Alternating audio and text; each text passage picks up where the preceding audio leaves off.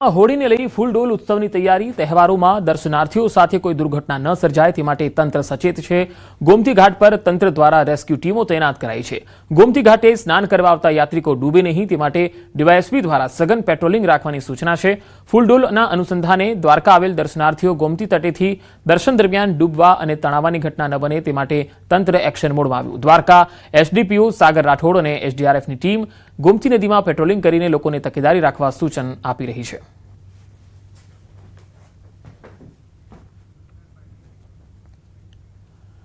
પાનખર ઋતુમાં નર્મદા જિલ્લાના સ્ટેચ્યુ ઓફ યુનિટી અને તેની આસપાસના વિસ્તારોમાં કેસરિયા રંગના મનમોહક ફૂલો અદ્ભુત સૌંદર્ય સર્જે છે, જે પ્રવાસીઓ માટે વિશેષ આકર્ષણ છે। પરંતુ આ કેસુડાના ફૂલોમાંથી સાબુ બનાવી સ્થાનિક મહિલાઓ રોજગારી પ્રાપ્ત કરી રહી છે। એકતા નર્સરી મહિલાઓ માટે કૌશલ્ય વિકાસ અને રોજગારનું સશક્ત કેન્દ્ર બન્યું છે। અહીં કેસુડાના ફૂલોથી બનાવાતા હર્બલ સાબુનું વેચાણ થાય છે અને પ્રવાસીઓ તરફથી સારો પ્રતિસાદ પણ મળે છે। કેસુડાના હર્બલ સાબુની ગરમીના સમયમાં માંગ વધે છે અને તેમાંથી દર મહિને મહિલાઓને અંદાજે 40 થી 50 હજાર રૂપિયા જેટલી આવક પણ મળે છે। ઉત્તમ ગુણવત્તાને કારણે ગ્રાહકો વારંવાર ખરીદે છે। આ પહેલ સ્થાનિક સ્તરે મહિલા સશક્તિકરણ અને સ્વરોજગારીનું ઉત્તમ ઉદાહરણ બની રહી છે। તસવીરોમાં તમે જોઈ શકો છો કેસુડાના ફૂલોમાંથી જે હર્બલ સાબુ બનાવાય છે તેનાથી અહીંની સ્થાનિક મહિલાઓ છે તેમને રોજગાર મળી રહ્યો છે। ગરમીની સિઝનમાં કેસુડાના સાબુની ડિમાન્ડ ખૂબ રહે છે અને કેસુડાના અહીંયા ઝાડ તમે જોઈ શકો છો કે જે આ વિસ્તારમાં મોટી સંખ્યામાં જોવા મળે છે। સારી એવી આવક છે। કેસુડાના સાબુની વાર્ષિક આવક 2 થી 2.5 લાખની આવક છે। કેસુડાના સાબુ અમે બનાવીએ છીએ। માર્કેટિંગ માટે એકતા નર્સરી, આરોગ્યવન, ફોર્ચ્યુન હોટલ છે, આજુબાજુ બીજી પણ હોટલો છે ત્યાં અમે આપીએ છીએ।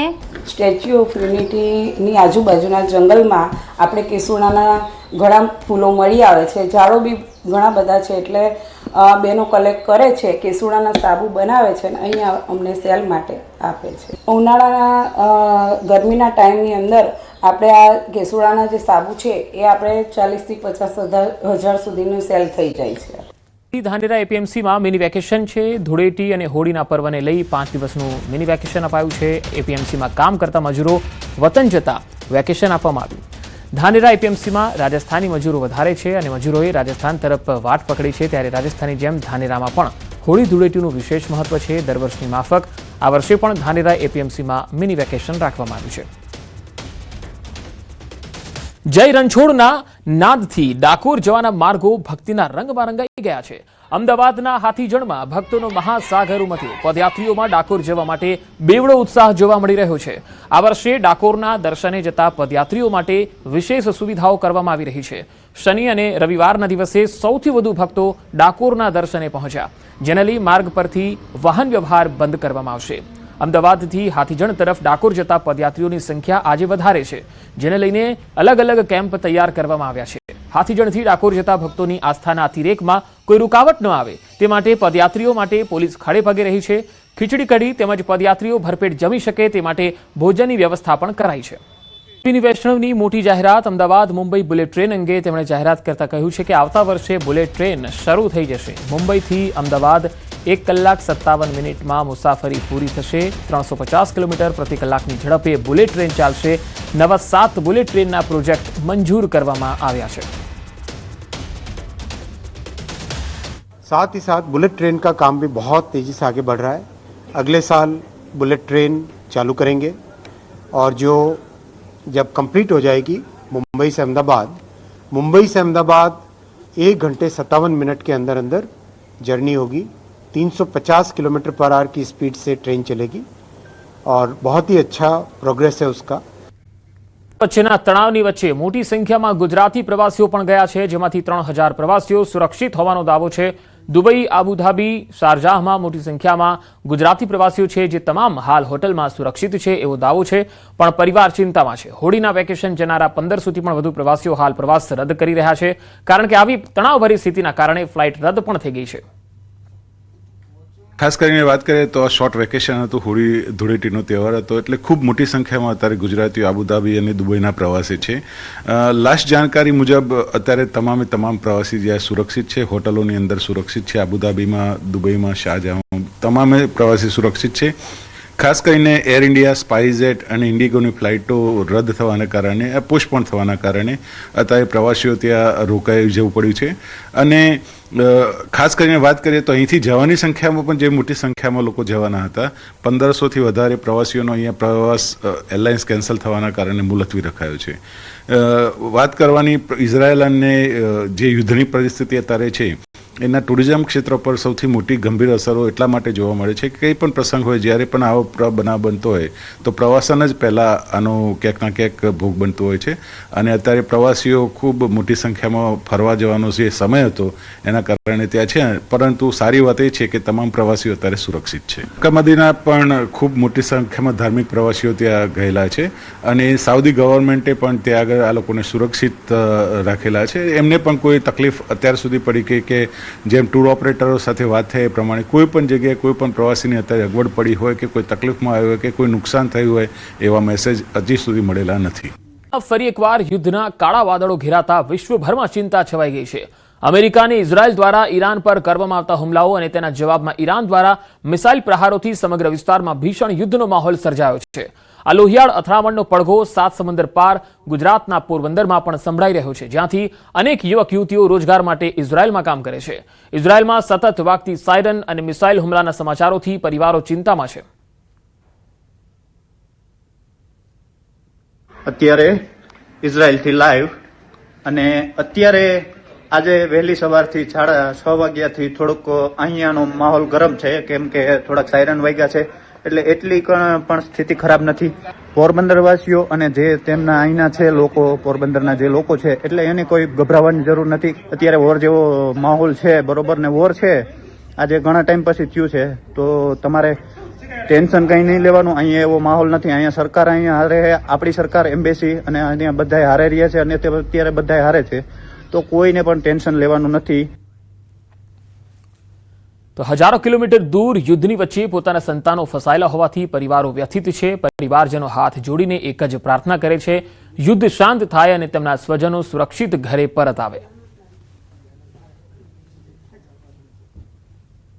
મારે 2 છોકરા ઇઝરાયલ ગયા છે, તો એક 3 વર્ષ થયા છે અને એક 2 મહિના થયા છે ને 2 જોબની કરે. સારું છે 2 છોકરાઓને. થયો તો મેં પૂછ્યું, દીકરા શું છે મોલ તારું? તો પપ્પાએ કે યુદ્ધ ચાલુ થવાની સંકટ છે, કે ભાઈ અત્યારના ભયંકર સાયરનનું વાગે એકદમ આ બધું શાંત પડી જાય અને છોકરાને રક્ષા કરે માતાજી, અને વેલા પાછા નોકરીએ લાગી જાય. અત્યારે હાલમાં તો કોઈ જાતની કોઈ બીજ જેવું છે નહીં. મારા પપ્પા 6 મહિનાથી ઇઝરાયલ છે અને 6 મહિના તો ઠીકઠાક આવેલું, પણ કાલથી યુદ્ધનો માહોલ ચાલુ થયો હોય એટલે અમને પણ ચિંતા છે અને એને પણ ચિંતા છે કે એ કેવી રીતે રહી છે, શું કરે છે, અને અમને એટલી પ્રાર્થના છે કે ત્યાં યુદ્ધ બંધ થઈ જાય એવી અમે ભગવાનને પ્રાર્થના કરીએ. અમીન હાલ દુબઈમાં ફસાયા છે. છેલ્લા 10 દિવસથી દુબઈમાં રોકાયા હોવાનું જણાવ્યું. આજે વહેલી સવારે ધડાકાના અવાજો સંભળાયા. ઈરાનની મિસાઇલ ઇન્ટરસેપ્ટ થતી નજરે જોયાનો દાવો તેમણે કર્યો. દુબઈના તમામ એરપોર્ટ બંધ છે, ફ્લાઇટો પણ રદ કરાઈ છે, રોડ રસ્તા સુમસામ છે અને લોકો ઘરમાં જ રહેવા મજબૂર બન્યા છે. ફસાયેલા ભારતીય યાત્રીઓ અને પર્યટકો માટે મદદની માંગ થઈ રહી છે. ભારત સરકાર તાત્કાલિક મદદ કરે તેવી અપીલ થઈ રહી છે. આવી ભયાનક પરિસ્થિતિ કદી જોઈ નથી એવું શૈલેષ અમીન કહેતા જોવા મળ્યા છે. અવકાશમાં અમે જ્યાં રહ્યા છીએ ત્યાં સવારે, આજે વહેલી સવારે પણ ધડાકા સંભળાયા હતા. ગઈકાલે રાતે ઈરાનની જે મિસાઇલ આવતી હોય એ મિસાઇલને ઇન્ટરસેપ્ટ કરીને સામે એન્ટી મિસાઇલથી જે તોડવામાં આવતું હોય એ પણ અમે જોયેલું હતું. અને હાલ પરિસ્થિતિ એવી છે કે દુબઈના એરપોર્ટ તમામ બંધ થઈ ગયેલા છે, ફ્લાઇટો બધી રદ થઈ ગઈ છે. તો ઇઝરાયલ અને ઈરાન વચ્ચે વધતા તણાવ અને યુદ્ધ જેવી પરિસ્થિતિ વચ્ચે અમેરિકાના દખલથી સ્થિતિ વધુ વિકટ બની. તેના પ્રભાવથી ગુજરાત સહિત વડોદરામાં રહેતા અનેક પરિવારો ચિંતામાં મુકાયા છે. મક્કા અને મદીના ઉમરાહ માટે ગયેલા અનેક ભારતીયો હાલ અટવાઈ ગયા છે. વડોદરાના ફારૂક સોનીના પરિવારજનોએ ચિંતા વ્યક્ત કરતા કહ્યું છે કે તેમના માતા પિતા અને ફોઈ શુક્રવારે જ સાઉદી ગયા હતા, પરંતુ ત્યાં પહોંચ્યા બાદ જ પરિસ્થિતિ બગડી ગઈ. રહેવા અને જમવાની સુવિધા ઉપલબ્ધ છે, પરંતુ દવાઓની અછતને કારણે ઘણા લોકોને આરોગ્ય સંબંધિત સમસ્યાઓનો સામનો કરવો પડી રહ્યો છે. પરિવારે સરકારને અપીલ કરી છે કે તમામ ભારતીયોને સુરક્ષિત રીતે વતન પરત લાવવાની વ્યવસ્થા કરવામાં આવે.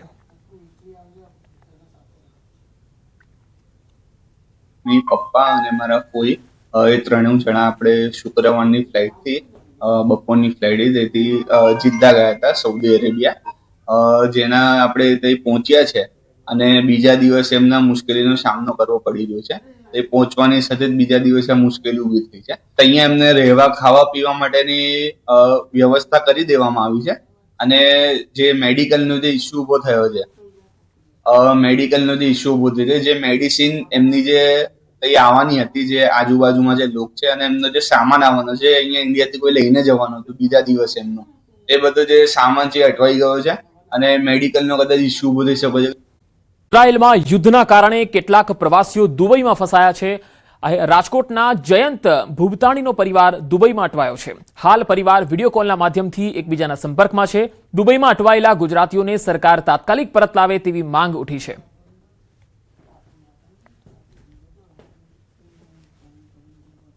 મારો દીકરો ત્યાં છેલ્લા 10 વર્ષથી નોકરી કરે છે ત્યાં, અને દુબઈ જ હાલમાં રહે છે.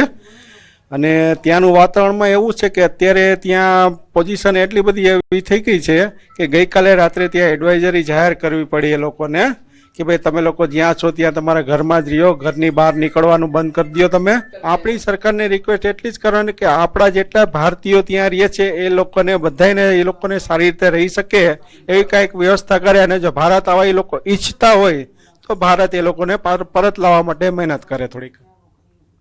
ના બાલોટ ગામ સહિત અનેક ગામોમાં નદીમાં કેમિકલયુક્ત પાણી છોડાતા સ્થાનિકોમાં ભારે રોષ ફેલાયો છે.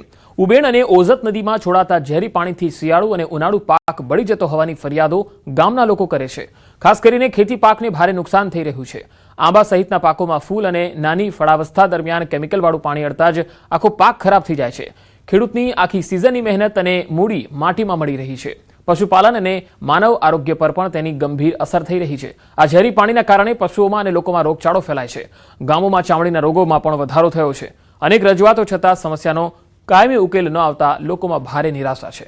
ગ્રામજનોએ આગામી ચૂંટણીમાં મતદાનના બહિષ્કારની ચીમકી આપી. ઉનાળામાં અમારે કુવાના તર હેઠા જવાથી પશુઓને નદીએ પાણી પીવા લઈ આવો હોય ને તો અમે આડા કરીએ છીએ, કારણ કે આ પાણી એટલું ઝેરી છે. આ તમે કોઈ પણ આવી એના ગામમાં તપાસ કરો પેલા કે પશુઓમાં કેટલા રોગ છે, જમીનની અંદર કેટલું નુકસાન થાય છે ને કે એની કોઈ સીમા નથી. ધારાસભ્યને રજૂઆત કરી, સંસદ સભ્યને રજૂઆત કરી, છતાં પણ એ લોકો જરા પણ આ બાબતમાં ધ્યાન આપતા નથી. એ પાણી જેતપુર અને જુનાગઢનું કેમિકલ કારખાનાનું બધું પાણી આમાં છોડી અને આ પાણી કેમિકલ યુક્ત થઈ ગયેલું છે. અને આજખરે ગામ અમે નક્કી કરી લીધું કે ભાઈ બહિષ્કાર કરવા, મતદાનમાં બહિષ્કાર કરવા તૈયાર છે ગામ. ચામડીના રોગો, લોકોને રોગો, પશુને રોગો, બાગાયતને રોગો, જમીનને રોગો, અત્યારે નવાય એમ નથી, પીવાય એમ નથી. એટલે મહેરબાની કરી સરકારને વિનંતી. આંતરધર્મી લગ્ન વિવાદમાં નવો વળાંક સામે આવ્યો. સંસ્થા સામે યુગલે ગંભીર આક્ષેપ કર્યા. લગ્ન નોંધણી પૂર્ણ થયા બાદ મીડિયા સમક્ષ રજૂ થયેલા યુવક યુવતીએ સમગ્ર ઘટનાક્રમ અંગે ખુલાસો કર્યો. લગ્ન કરાવતી યશવી નામની સંસ્થા પર પ્રસિદ્ધિ મેળવવા માટે તેમનો ઉપયોગ કર્યાનો ગંભીર આક્ષેપ કર્યો. નોંધનીય છે કે સંસ્થા દ્વારા આયોજિત સમૂહ લગ્ન સમારોહમાં આંતરધર્મીય યુગલને લઈ વિવાદ સર્જાયો. યુવક યુવતીએ લગ્ન નોંધણી કરાવ્યા બાદ મીડિયા સામે તેમને રજૂ કરી લગ્ન કરાવતી સંસ્થા પ્રસિદ્ધિ લૂંટવાનો પ્રયાસ કર્યો હતો, પરંતુ વિવાદ થતા લગ્ન રદ કર્યા હતા. હવે યુગલે સંસ્થાની કાર્યવાહીથી તેઓની છબી બગડી હોવાનું કહી આક્ષેપ કર્યો. આ આક્ષેપો બાદ સંસ્થા તરફથી સત્તાવાર પ્રતિક્રિયા સામે આવવાની બાકી છે, જ્યારે યુગલે યોગ્ય તપાસ અને ન્યાયની માંગ કરી. ત્યાં પહોંચ્યાની સાથે થોડી જ વારમાં યશવી ફાઉન્ડેશનના ગાયત્રીબેન દ્વારા કહેવામાં આવ્યું કે તમારે એક ઇન્ટરવ્યુ આપવું પડશે, જેના માટે મેં સાફ ઇનકાર કર્યો હતો. તે છતાં જૂઠા દિલાસા અને લાગણીનો આશય લઈને તેમણે અમને કહ્યું કે અમે તમારા માટે આટલું બધું કરીએ છીએ તો તમારે પણ આટલું તો કરવું જ પડશે. ત્યારબાદ ચાલતા વિવાદોને કારણે અમે લગ્ન કરાવી ન શકીએ એમ તે લોકો દ્વારા સોશિયલ મીડિયા પર જાણ કરવામાં આવી હતી, જેની અમને કોઈ જાણ એ લોકોએ કરી નથી અને આ રીતે એ લોકોએ પીછેહટ કરી લીધી છે. પૂરના નસવાડી તાલુકામાં ફરી રોડ રસ્તાના અભાવે પ્રસૂતાને હાલાકી પડી છે.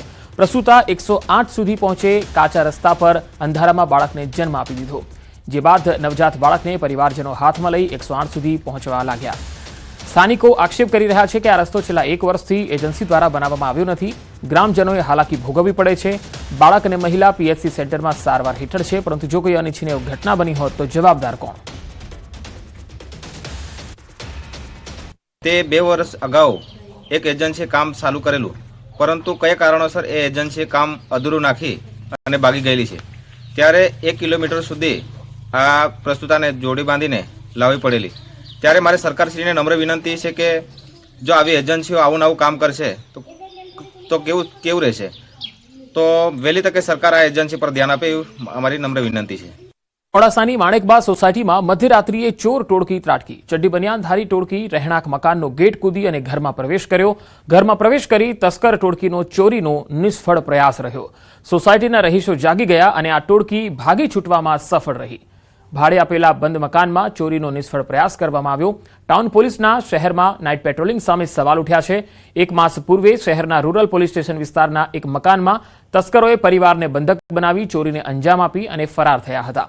રાત્રિએ ત્રાટકેલી તસ્કર ટોળકી સીસીટીવીમાં કેદ થઈ.